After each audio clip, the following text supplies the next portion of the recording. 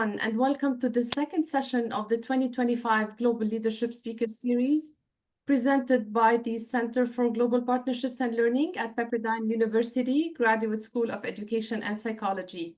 I'm Lina Safa, the manager of the center, and it's my pleasure to welcome you all. At the Center for Global Partnerships and Learning, our mission is to foster academic excellence, leadership development, and global engagement. Through initiatives like this speaker series, we provide a platform for thought leaders, scholars, and professionals to exchange knowledge, challenge perspectives, and inspire meaningful leadership in a rapidly evolving world. This year's Global Leadership Speaker Series is built around the theme of innovation, motivation, and global leadership, reflecting our commitment to equipping today's leaders with the vision, adaptability, and foresight needed to navigate the complexities of a global landscape. Tonight, we are honored to host Louis Rasquilha, a globally recognized expert in business foresight, strategic leadership, and innovation. And before introducing him, I would like to acknowledge his commitment to joining us today despite the significant time difference between California and Brazil, where it's currently, I don't know if it's 10, 11, 12, 10 p.m., between 10 p.m. and 12 a.m., depends, Louis will tell us. We truly appreciate his dedication to sharing his insights with our community today. Louis Rasquilha is the CEO of InnovaTrends Innovation Ecosystem, a board member at NTT Data Brazil, Mercure Brazil, and Amarna Vida in Ireland, and a columnist for Executive Digest Portugal and MIT Sloan Review Brazil.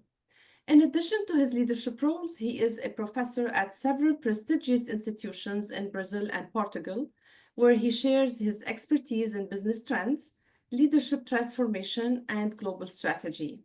His extensive experience in helping organizations anticipate change and drive innovation makes him the perfect speaker to guide today's conversation on future view, scenarios, and trends towards 2035. Mr. Rasquilha, we are truly honored to have you with us tonight. Thank you for being here, and we look forward to your insights. Please join me in welcoming Louis Rasquilha. Thank you, Lina. Thank you, Tim. It's a pleasure to be with you. I'm 7 hours ahead, so it's night here, which is normal for me, working in different timetables. Great pleasure to share with you and all of you this content. It's a fast content, 40 minutes more or less, but with different invitations to dive into different content. So when I prepare this lesson, this masterclass or this presentation, I say, well, let me share with them some ideas, and then if you can chat and if you want can join in my network and we can maintain some conversation, it will be a pleasure. So let me share my screen with you, and of course I want to ask if you can see my screen. It is okay. Thank you. Yes, we can. So Lina already presented me. My name is Luis Rasquilha. I'm Portuguese, born in Lisboa 50 years ago, but I live and work between Brazil and Portugal and other countries. I worked in LA for 6-7 months in 2012, so long time ago, but I rather love California and of course the United States. But now I share my time between this executive C-level function, leading a global corporation dedicated to trends, to innovation, to scenarios, to foresight to the future.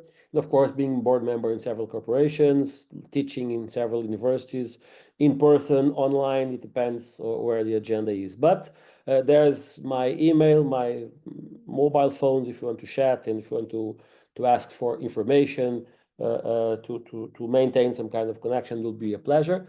And at the same time, I'm father of Luis Guilherme. Luis Guilherme is today a 9 years old kid, but Luis is the youngest TED speaker in the world because I brought him to a TED talk with 6 months. It's at the left or our right screen, and I tried 2 or 3 years after that preparing for professor, but it didn't work very well. So you can see in the right side of my screen the presentation with him. It was a messy presentation, but now we discover a new talent for Luis and discover a new talent for my young son. He's goalkeeper. He plays football for Benfica in Portugal. is a emergent goalie, so he loves to be at the field and play. If he can, he plays every day. So he trained 5 times a week already now, and already have food regulations and rules and disciplines. So let's see what the future can hold if you have a new Cristiano Ronaldo on the goal in the next years. But I have these two hats, an executive and a professor, and managing my football son's career. Let's see where it ends. So this is my contacts, my social media networks if you want to chat and if you want to join. I prepared three chapters of my presentation. Of course, a first chapter of introduction, the context, why we are here, and why are the world as a management perspective, of course, changing.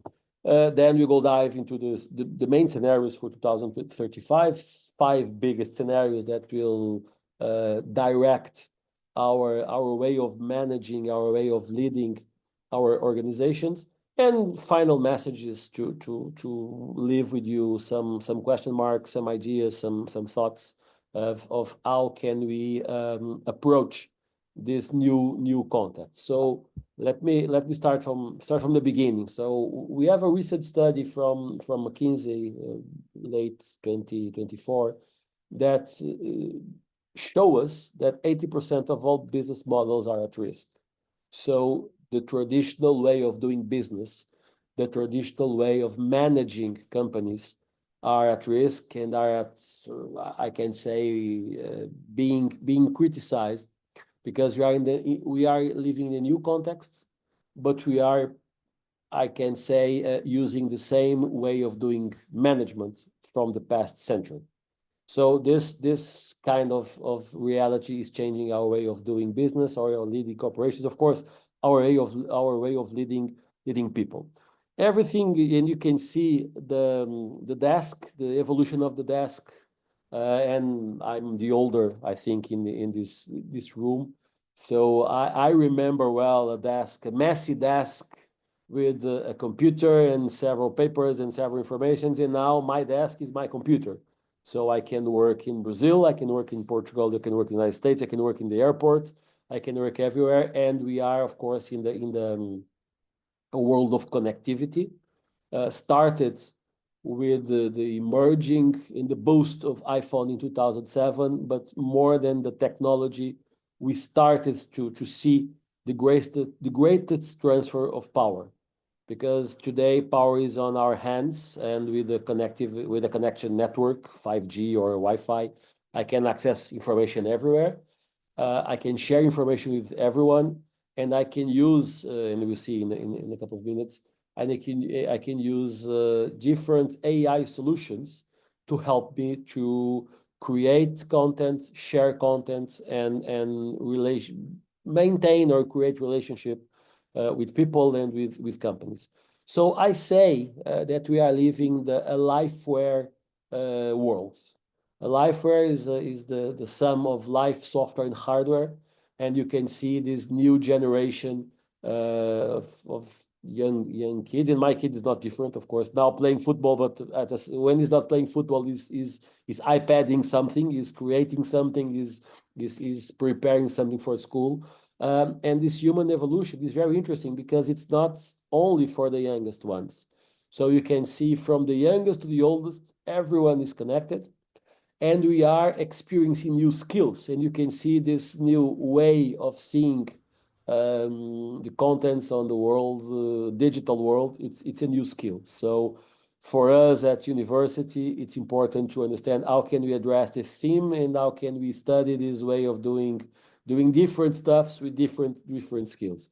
So even the basic human needs are growing, are being transformed, different transformations. I think batteries and Wi-Fi are at the bottom of the pyramid, and the rest is the rest. So I don't know if it's okay, it's good, it's bad. I have my opinion, but my opinion is not important here. I can scan the facts, and the fact and the behavior is we are, of course, in depth of this connectivity world. And we are going through what we call, when you see the evolution of management, we just left the corporate transformation behind, and we are diving into the what we call Comborg transformation. Our organizations fluidly combine human factors in digital capabilities. So it's no more people or tech, it's people and tech.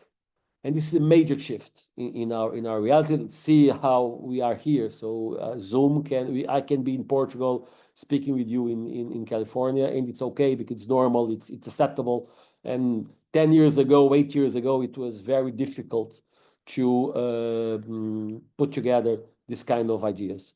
So companies are leading and are being driven into a new reality. Of course, there are marks, there are shifts that you can see. You can see the 90s, the boost of the internet. It was the first step of transformation, not so important, but very, very interesting. Then you have the merging of Google's, Amazon's, and of course the iPhone. But now in 2022, with the massification of generated AI, things are changing. And into 2030, we are seeing the quantum computing being accessible to end users. And when you have quantum computing accessible, you can provide and you can deal with a lot of information, a lot of content, and you can translate this content into knowledge. And of course, you can build wherever you want from the scratch, from the zero, any business. So it's different when you go to Google search for something, then you ask for an example, ChatGPT, to help you with something. And there's a major difference between searching in Google or asking an AI solution to help you with everything or whatever you need. So I think this is a 30 seconds presentation, and please tell me, Lina, if the sound is okay with the video, okay? But I think this presentation resumes everything that we are living today. AI, generative AI, generative AI, generative AI, AI as AI, AI. It uses AI to bring AI. Well, I think that's it. So it's not an error or a problem from the video, okay? It's mainly our context today is completely connected to new technology, and of course with these automation solutions that, as Michio Kaku says, and I love this statement. He says we are seeing the end of the middleman when you speak about managers and management. The middle players are being digitized. So you have different solutions, and if you are a doctor or a lawyer or a professor, you can be digitized by a AI solution if you only use technology to connect the dots, and you need to use technology to create value. So let me share with you some minutes, 4 or 5 minutes, an interview with Kaku about the importance of technology and the changing that technologies bring to us in our reality. So Lina, again, please, tell me if the sound is okay. So let's start with Professor Kaku. Professor Kaku, you've been a leading forecaster of technology for most of your career. What do you think about the digital revolution that we've seen so far? Where is it going, and how might it interact with other forms of technological revolution in science, such as biotechnology? Well, in the coming years, computer chips will cost as little as a penny. That's cheaper than garbage, cheaper than scrap paper. So computer chips will be everywhere and nowhere, including our contact lenses. So when we put on our contact lenses and blink, we will go online. And who were the first people to buy internet contact lenses? College students taking final examinations.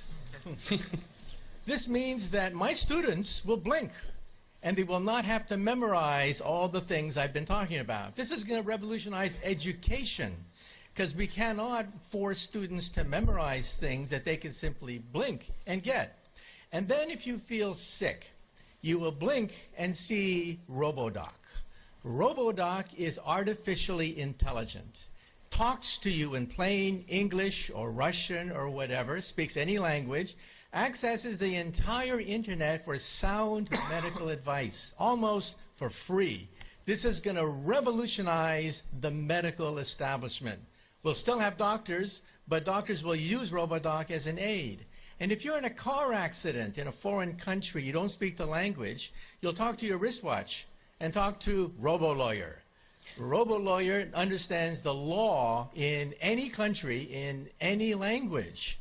In fact, I personally believe that artificial intelligence, the robotics industry, will eventually become bigger than the automobile industry of today, because your automobile will become a robot.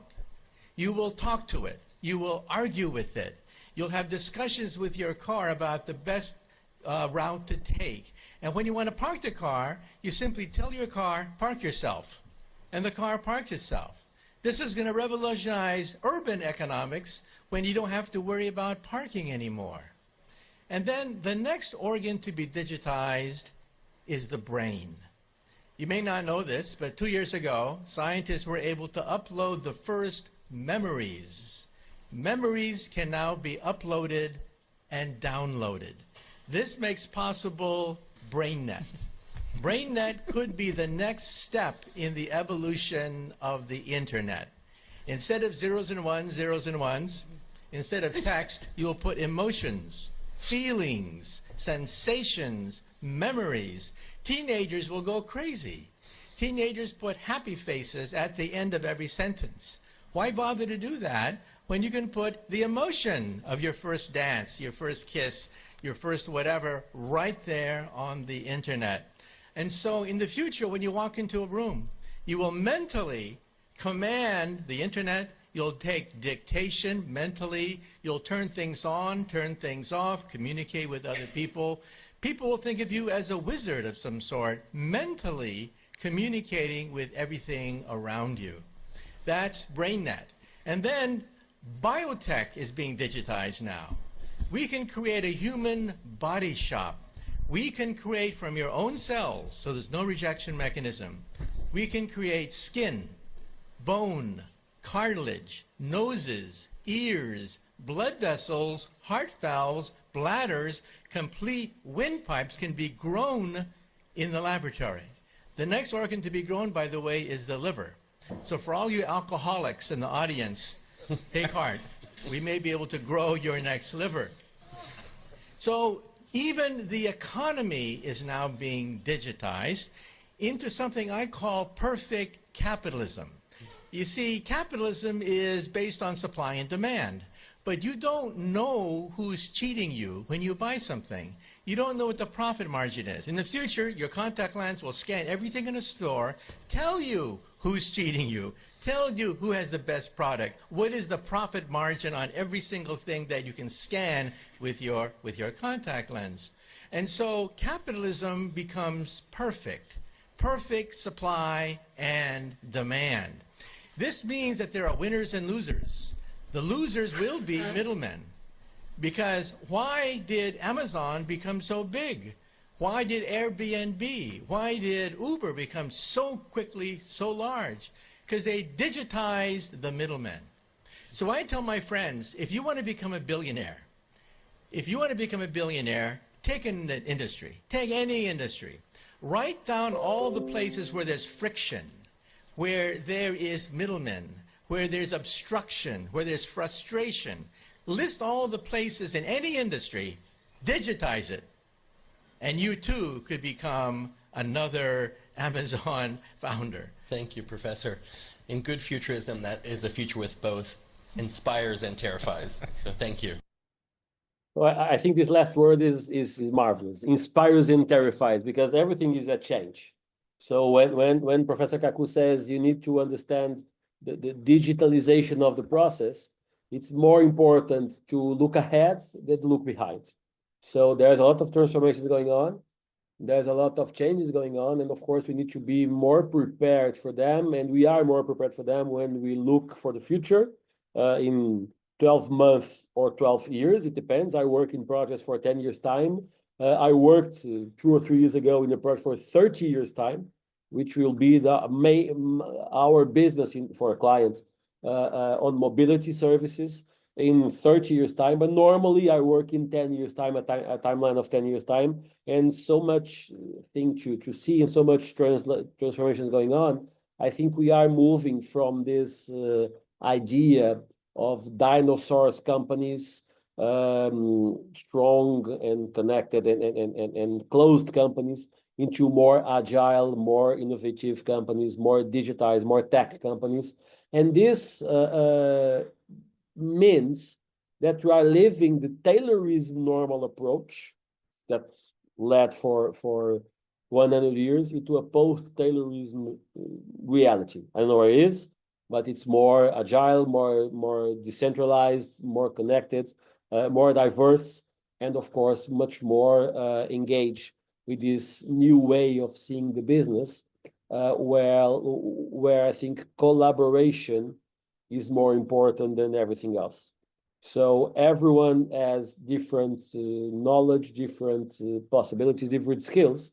And when we merge the skills, the knowledge, and the opinions, we can create better solutions and better companies, and at the end of the time, at the end of the day, a better world.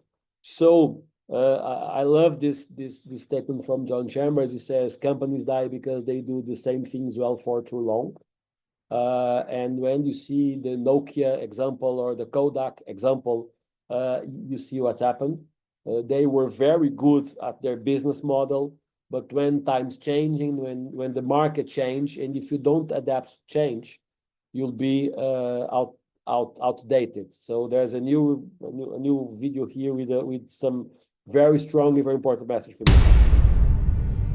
This is Alex. She's 5 years old, and she was born into a digital world at the edge of a technological singularity, where she could live to be 150 years old. Imagine all the advances of the last 150 years, each discovery building on the last to alter the way we live, relate, consume, and perceive. For Alex, that same amount of industrial and societal change will happen in her next 15. She'll purchase digital rights from brands to create her own clothing, furniture, and decor with digital fabrics. She'll eat organically balanced food that was grown using nanotech. She'll know someone whose life was saved by a 3D printed organ implanted by a doctor operating remotely. She'll carry safer, digitally integrated ID and forms of payment, driven by the blockchain of everything. And that's just until she's 20. She still has 130 years to go. As she enters the workforce, she'll take advantage of autonomous vehicles and rideshare programs, which will alter our entire transportation infrastructure. She'll have robotic and AI-driven support tools, and even colleagues. The very notion of an employee will change.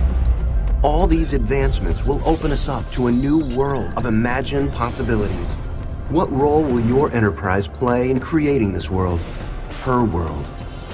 You'll need to embrace it as a freely moving digital enterprise, shedding your technical debt. The pace of change will continue to accelerate. Enterprises will have to adapt faster, all to serve the wants and needs of a 5-year-old. Her future and your future are linked. And leading that future will be your digital enterprise. It's time to reimagine your business model, your organization, your world. It's time to reimagine everything. Well, this is an Accenture video, and I love the idea of reimagine. It's not throwing to the garbage our story, but it's understanding that the world is changing, and we need to be prepared for this change of context. More than a digital transformation, more than an economic transformation, more than management transformation, we are living a change of context. We are living the old economy into a new digital economy. That it's more important when you see ahead, and you can see in 10 years time the main scenarios. Of course, I don't have time to go deep into every trends, but I will share an English report to you right now, so you can download it if you want. But we have, when you speak about the future, we speak about exact concepts about what future means. So we are living in a fast-moving world. we are going into a more urban one, more tech, more universal, more radical when we see what's going on globally, and of course trying to be more ethical. But the different futures that we can share and you can live is what I call the scenario management or the foresight management. And I want to share with you 5 scenarios that I think that will decide the future and decide the success of companies. The first scenario, of course, is digital technologies, digital systems, digital infrastructures. We started on the World Wide Web, www. We are now moving into www, what we want. So we go from www into www. So from World Wide Web to what we want, and we are moving to AI solutions 5.0 world. The data, everything is connectivity, everything is interconnectivity, and we are connected every time, anywhere, anytime with everyone. So I think this scenario will be in the next years more strong, and all of us will be more influenced by this reality of what I call simianos digitalis, a new way of seeing the the humanity. So this is the first one, very important to, of course, it's not a complete novelty, but it's important to understand the power of transformation brought by this first scenario. The second one is based on generations. We reach 8.3 billion people in the world. We are reaching 120 years of life expectancy, different perspectives, different formations, different ideas, what we call the active aging or the great talent reality. Executives and entrepreneurs and students with 60 plus, 65 plus, 70 plus. It's normal for me to have students on my board member courses with 75, 72, 68 years old saying, I'm retired from my executive career, and now at 67 or 68, I'm studying for a new position, a new profession. And it's interesting when you see youngest generations with the oldest generations. And I think one of the biggest challenge of leadership is trying to balance these different perspectives from different generations. So at the same company, at the same desk, where we are discussing a project or a decision of investment or transformation, we have people from the millennials or the X or the baby boomers or the Z, and everyone are building value to our discussion. So inside our corporation, we have people with 23 years old, and the other ones with 60 years old. And all of them discussing together is very interesting to see the capacity that we have to share different perspectives. And some of them are very interesting when you connect it one to another. So it's important to have different zoom lenses and different ideas and different origins. So this is, for me, one of the most important scenarios in next years. The balance between the oldest and the youngest generations, and the importance of leading with different generations inside our companies and inside our lives. Of course, the search for more sustainable and inclusive economic models are at discussion. So we call it rethinking economics. We came from an economic model on the 20th century to a 21st century reality. So circular economy, sharing economy, welfare economies, different concepts are being connected and are being put into discussion.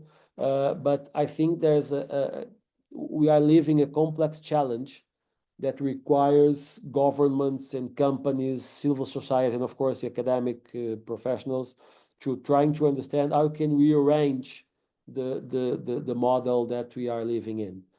Then we have integrated sustainability. I call it integrated sustainability to be more open when we introduce the environmental, the social, and the economic sustainability. So these 3 pillars are interconnected and therefore require a comprehensive and collaborative approach to solving complex problems. So it's more than I'm concerned about the environment, yes, but how about the social, how about the economic? Because companies live from economic results, and economic results can lead us to invest in new ways of being more environmental friends or social concerns. And no, the fifth scenario is called, or I call it, disruptive empowerment.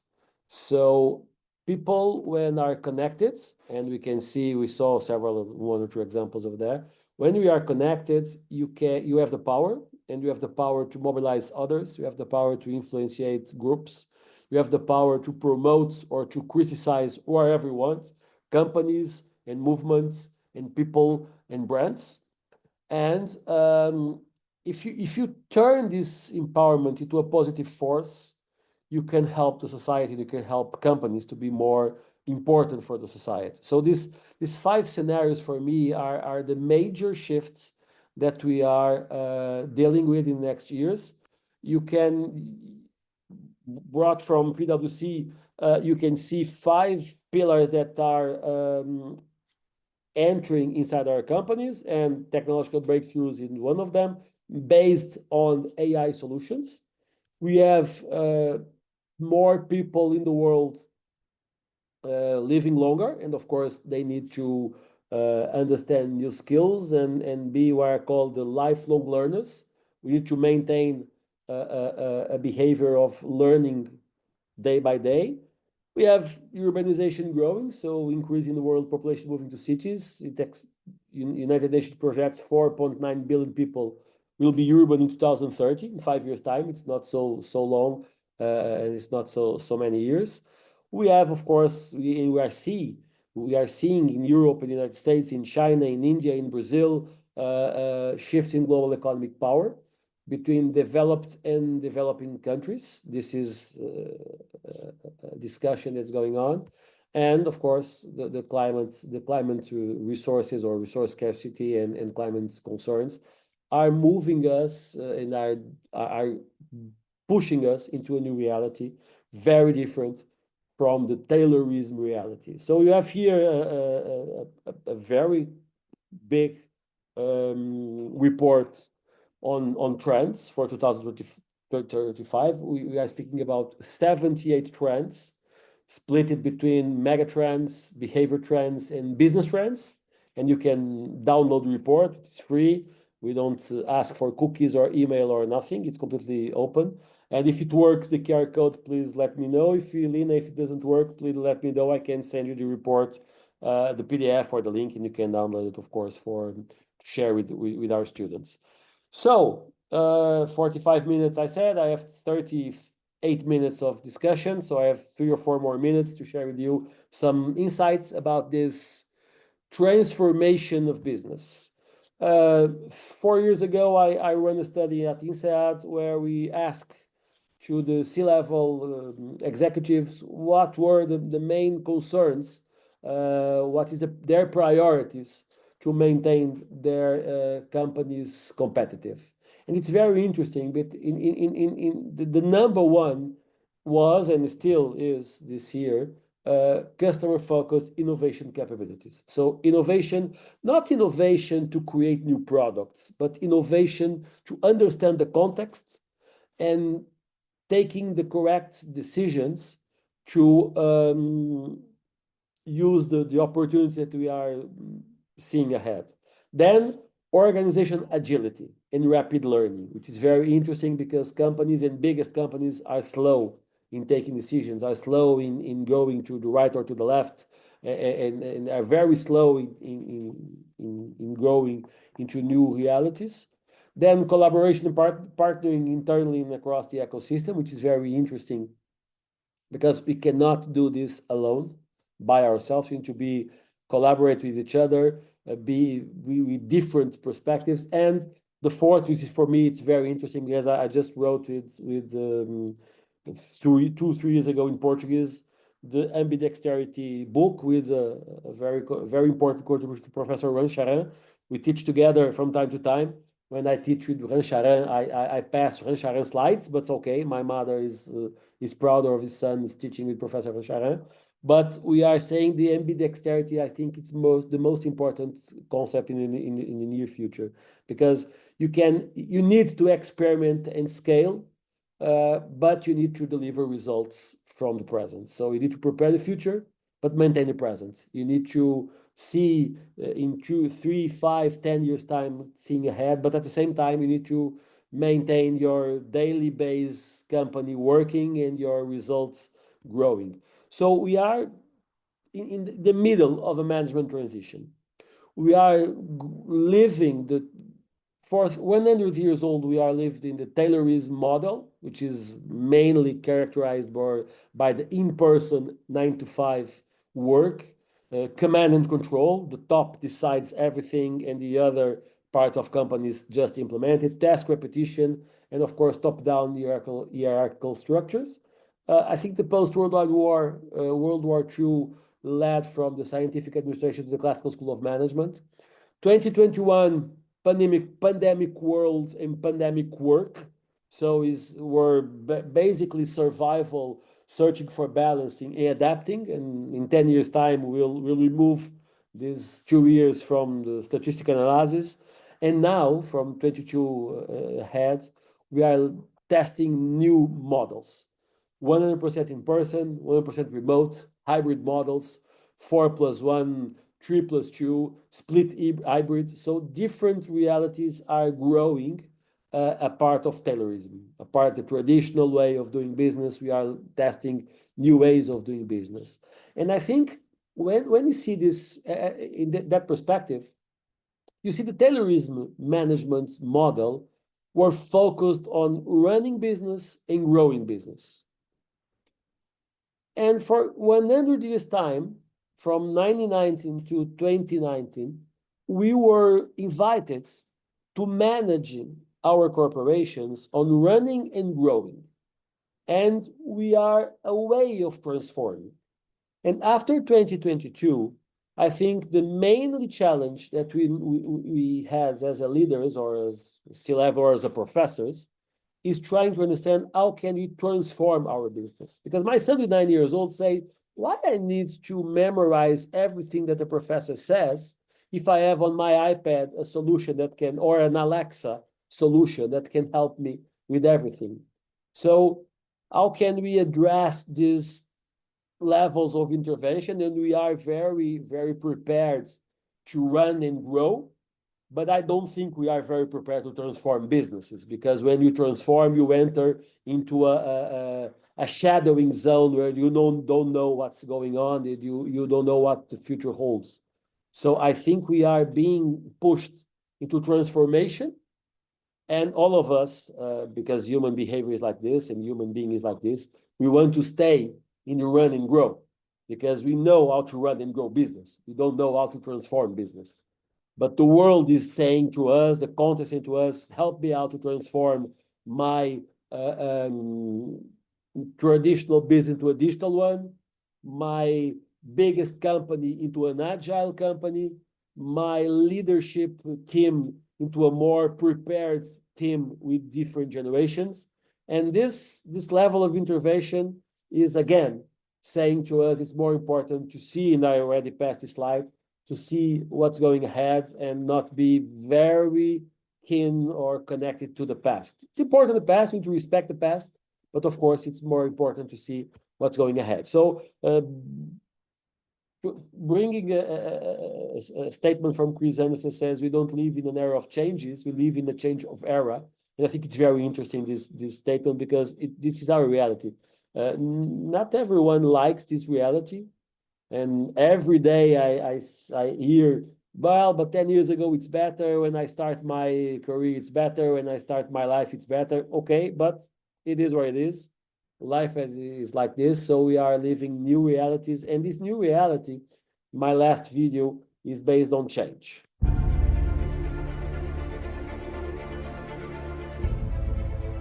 Once upon a time, business as usual was often good enough. No more. Where we are going, good enough is dead. In a world where everything is connected, where everything is equally excellent, Where performance is reaching perfection, there's only one space left to innovate in: you. Right now, you are a central point in the raging tornado of change fueled by digitization, mobilization, augmentation, disintermediation, automation. Well, the list goes on. Science fiction is becoming science fact. Think about self-driving cars or computers that can learn and think. The way we work will never be the same. The skills we need will be dramatically different. Winning or losing are now happening faster than ever before. So what's your response? How will you discover new opportunities in one of the most transformational times in human history? Are you driving change, or are you being driven by it?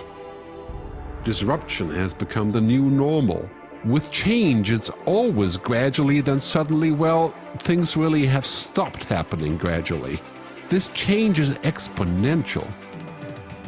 Everything that used to be dumb and disconnected is now wired and intelligent. Cars, cities, ports, farms, even our bodies will be wired with sensors and will talk to each other.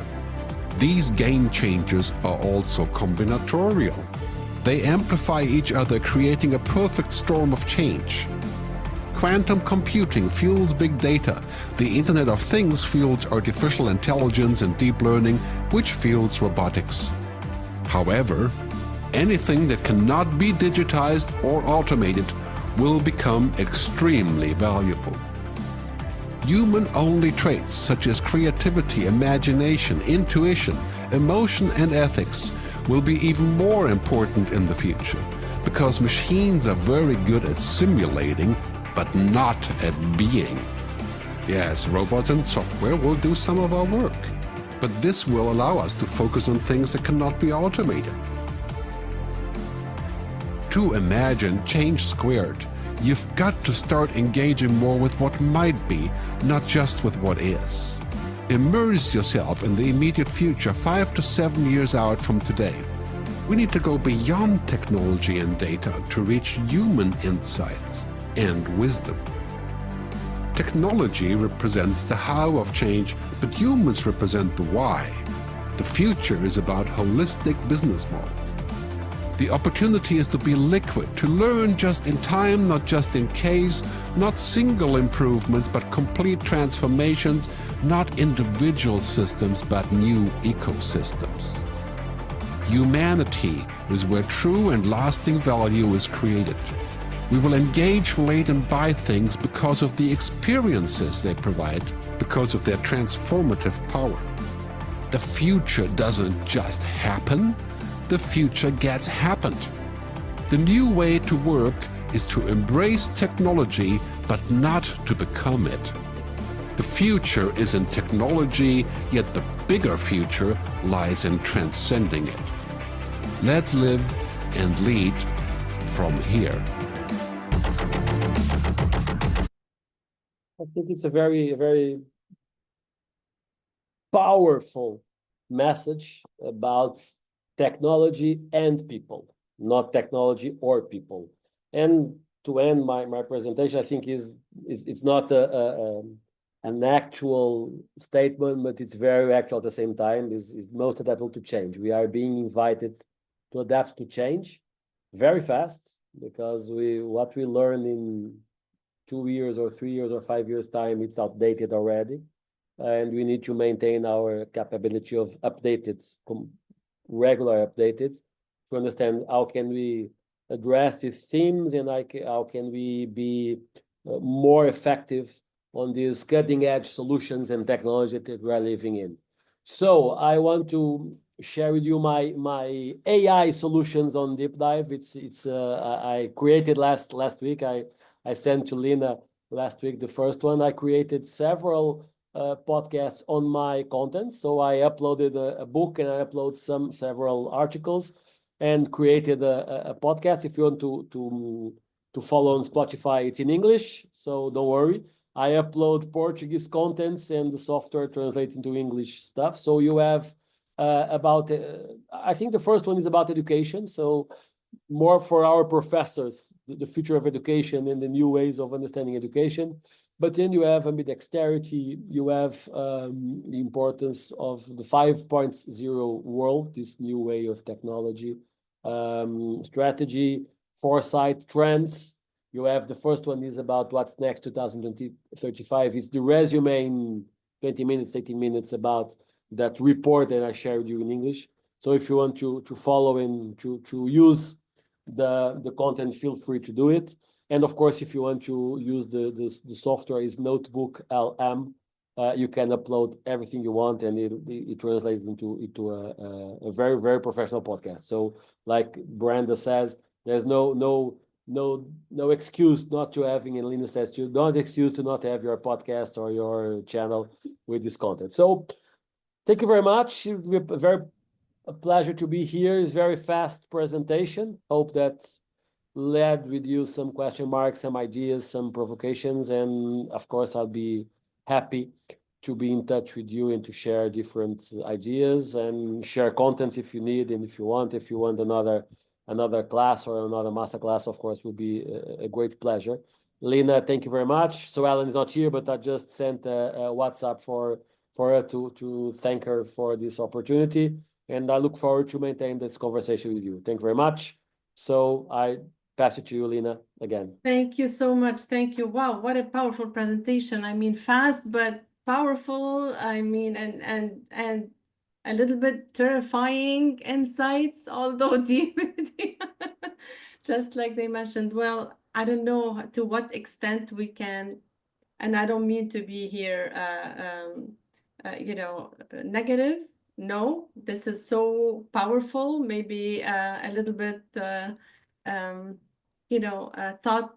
Much thought-provoking, but it's really it makes us think about driving change, as you mentioned, and as it has been mentioned in the video. So with the AI revolution, with all the challenges that are being placed on our brains as human beings, I don't know to what extent we can keep driving change, because we are at some point being driven by change, by the AI change. So yeah, I will open the floor to Q&A to the audience. If anyone would like to ask a question, please go ahead. If anyone has a question, Brenda or Carmen? I don't know if it's a question, so I don't know what it is, but as an educator and as a mother, you talked about this whole idea of like we're prepared to, run and grow because that's what we've been used to. The problem is we're not, kind of ready for transformation. And I'm thinking about, because you spoke of 3 to 5 years and things change, if that long, right? Like, how do you prepare this next generation? It's like that whole idea of like the capability to adapt. But even within that, if those that are teaching them are not used to that transformation, it's like, how do you do something you don't know how do you teach something you don't know how to do in that sense? I agree with your anxiety, let's say, because I think that we need to change the perspective. I don't know if I need to teach them. I need to help them to discover the reality, because they are much more prepared for this new reality than me. And I can say that with my son, 9 years old, and he said to me, "Come here, let me explain you something." 9 years old. And okay, and you need to be open-minded and open-hearted to have a 9-year-old kid say to you with 50-year-old and 30 years of 30 years of professional experience and academic experience, to say what you can explain to me. And when you go deep, you see they explain a lot of things that you don't know. So I don't know if we need to teach them or if we need to help them to discover their path. I think it's much more the second one than the first one. And this is a major transformation for us, because we are the same generation. So for us is, how can I help my son or my students or my youngest executives to understand what's going on? How can I teach them? I don't know if I can or if I should teach them. Maybe I should help them to find another perspective. And it's different because in the Taylorism approach, you repeat what's the success. So if you do like this, I have success doing like this. I want my son doing like this or my students doing like this. I don't think now it's the correct time to do that. So how can we help them to be more prepared for the future rather than how can I teach them to live with this future? And it's not semantic, it's not philosophical answer, but it's a major challenge for us because we don't know it. Like you said, how can I teach you? We don't knowing how to teach, and that's the reality. Yeah. And I love this Okay. this reality because it's very challenging. Mhm. I love my dream was to start now my life. I have more, not at 50 years old, but 23, ending my graduation and starting this new world. But well, let's see if I can reach 120. Help them think outside the box. Yeah, exactly. So we have Carmen first and then Thank Christina. you. Carmen, go ahead. Go ahead, please. Hi, Dr. Lina. Nice meeting you and our speaker. Very nice presentation. Um, so one of my favorite physicists always was Michikaku. And it was so nice to hear his presentation, a part of our presentation. And it was nice. It mentions in one of the videos that the supernatural has become the natural, right? Like it's not so much like everything is happening so fast. Even we heard the flying cars. And my question is that, okay, I understand cooperation and taking away the middleman. How fast do you think we can be merged in the reality in every like how can we adopt faster? What mindset we need to have? Well, I think the first step is accept the world is changing.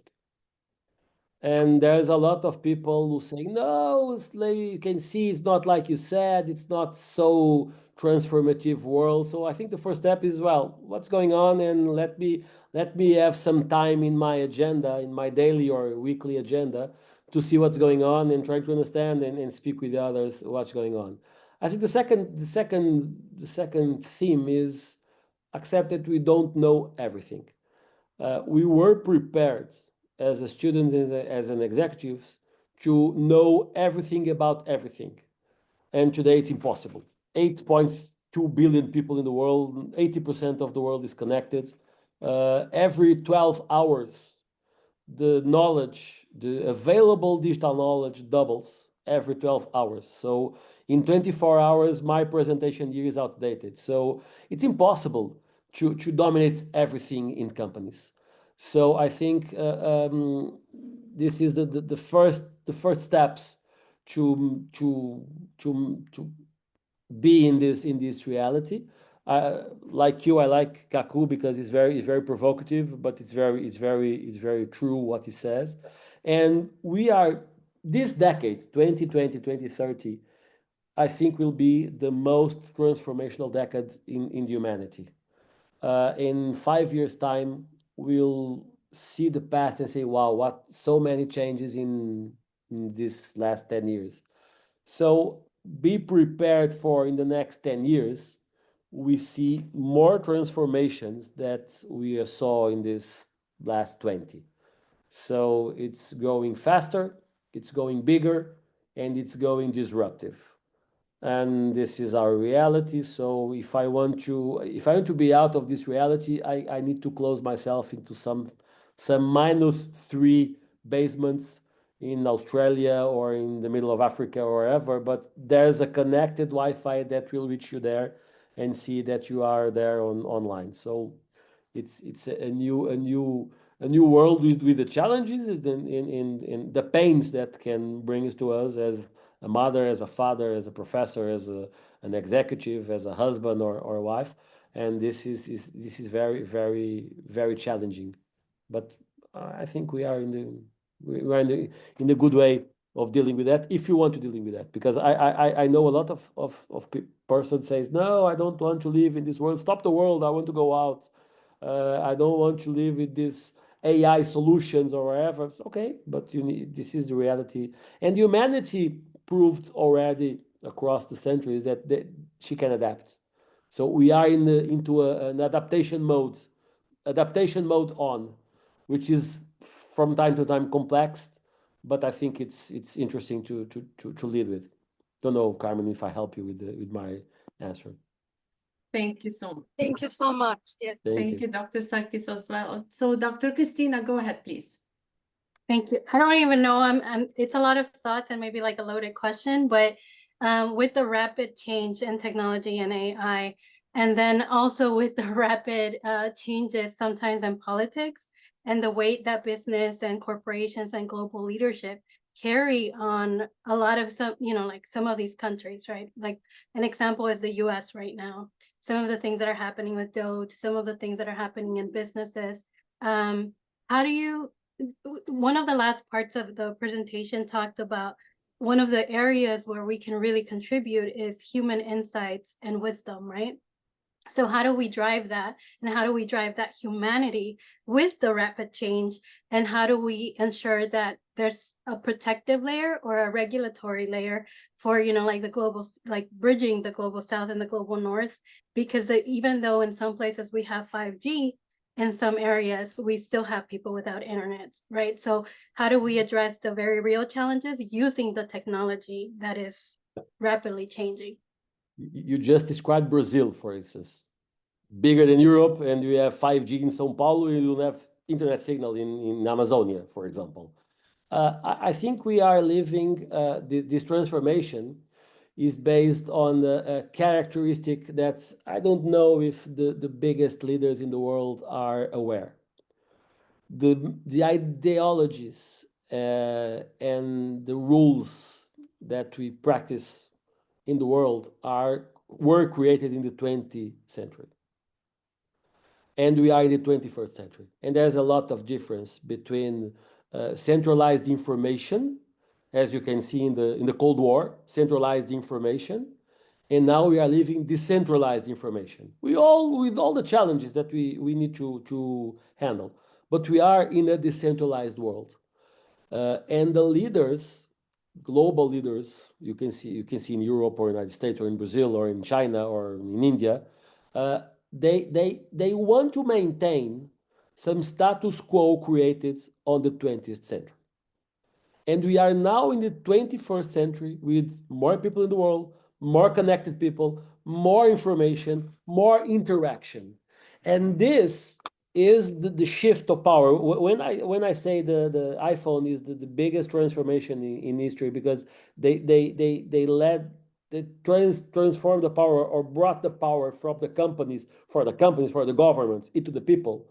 This is the major transformation we are living on. So I don't think that the biggest leaders in the world, political ones, social ones, or executive ones, are aware of this reality. And they maintain the status quo on I learned that way, I need to practice that way. But it's a new world, it's a new content.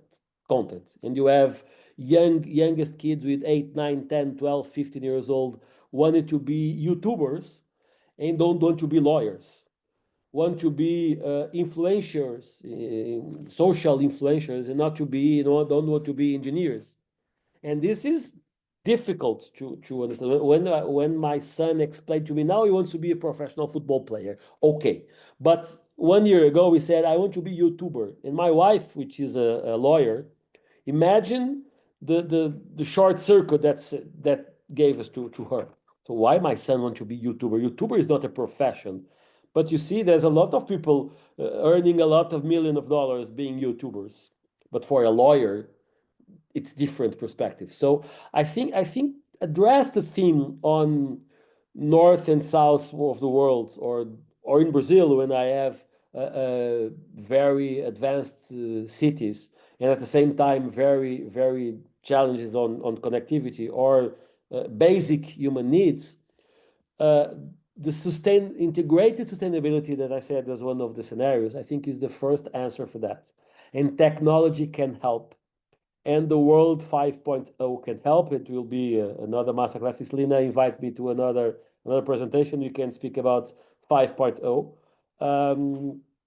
But there's a variable very important that we need to handle here is how can the countries, how can the world, the biggest leaders in the world, how can they, or not they can, but they want to lead with this or not?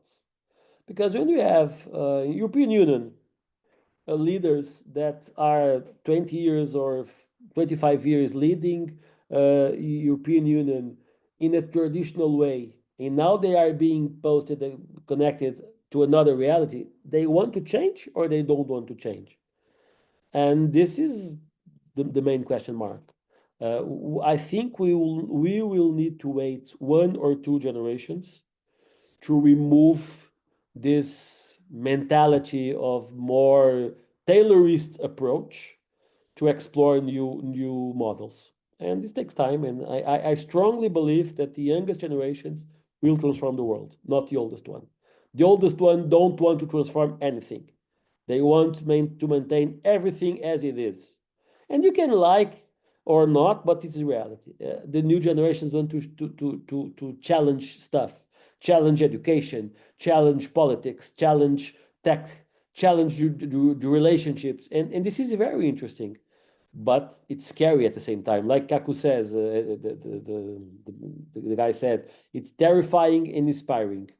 And this is the reality we are living in. And it depends more on each one of us than the governments or the countries, because the governments and the countries are there to stop and to block transformation. And people, all of us connected and all of us with our companies, I think we want to test this transformation. So it's I think it's a war of power going on, a different Cold War, let's say like this, between the tech and the non-tech executives or human beings, and we are in the first steps of the path. I think we are already covered 3 or 5% of everything that will change in the next years. So it depends more on us than the leaders. Exactly. So we're about, I mean, we're over, we're 8 minutes after time. But Didi, please, Dr. Dimitrina, please go ahead and ask. Yeah, Thank you for giving me the opportunity, Lina. Of course. I was thinking about the economic gap because people who have the means to buy the technology have the time to learn, to get educated, and to adapt and develop. Then do you think these people will be a very small percentage of the humanity and they will be making the money? So then the economic gap will be even bigger, thinking about countries like in India or Africa. What do you think? No, I have a different perspective. I think in the next years we'll see less gap because of one variable: data. When companies understand that data is the most important asset that you have, your data, your behavior, your preferences, your desires, and technology is going down on price. So companies can provide more technical solutions to access your data.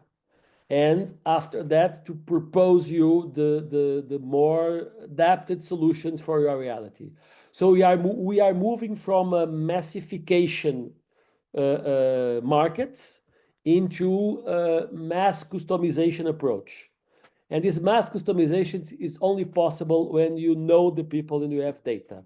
So if I can, for instance, in Brazil, if I can use data technology to achieve people who live in Amazonia, who don't have technological solutions or economic means for their lives. But if I understand their data or their desires, using their data to create better solutions, for me it's business.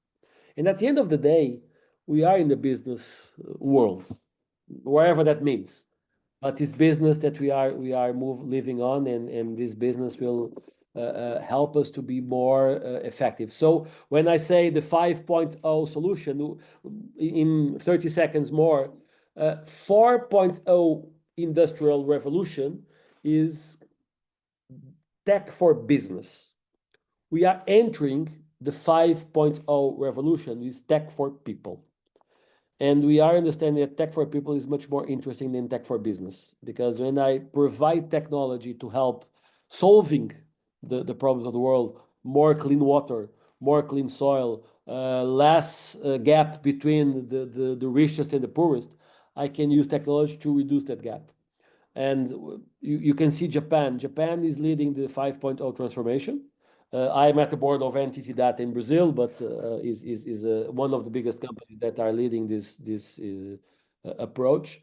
So it's interesting to see how can 5.0 reduce the gap. So for me, in the 10 years time, we'll see the gap being reduced based on the possibility of using technology to create and to gather more data. Wow. I mean, just the last statement that you shared about the statistics and about people, the percentage of people being, needed in the future is really promising, regardless of what we heard from the video. But yeah, thank you so much for that. Well, as we wrap up this insightful session, we want to extend our deepest gratitude to our guest speaker, Louis Rasquilha, for sharing your experience and your expertise and vision with us today. Really, your insights on future trends, leadership, and innovation have given us so much to reflect on, and we truly appreciate the time and thoughtfulness you brought to this discussion today, especially with the late hour in Brazil. A huge thank you as well to all of you who joined us today. It's always inspiring to see our Pepperdine community come together to learn, grow, and exchange ideas on leadership at a global scale. Of course, none of this would have been possible without the dedicated work of the team at the Center for Global Partnerships and Learning, led by our director, Dr. Gabriela Miramontes, and the entire team for their leadership and commitment to making this series a success. I would mention Dr. Maria Brahmi, Dr. Asia Ghazi, Dr. Charlotta Green, Dr. Brenda Garcia, Cristina Gonzalez, and a very special thank you to Dr. Swellen Schneider de Maria, who was unable to join us today. Her hard work behind the scenes made this session possible. Her dedication and effort are truly appreciated, and we miss you, Dr. Swellen. Before we close, I would like to remind you that our final session of the 2025 Global Leadership Speaker Series will take place on April 7, featuring a student panel led by Dr. Asia Ghazi. This will be an inspiring opportunity to hear from our very own GSCP doctoral scholars as they share their perspectives on leadership, innovation, and motivation, and we hope you will join us. Thank you again all for being part of this conversation. We look forward to seeing you at our next session. And until then, stay inspired, stay innovative, and keep leading with purpose. Have a wonderful evening.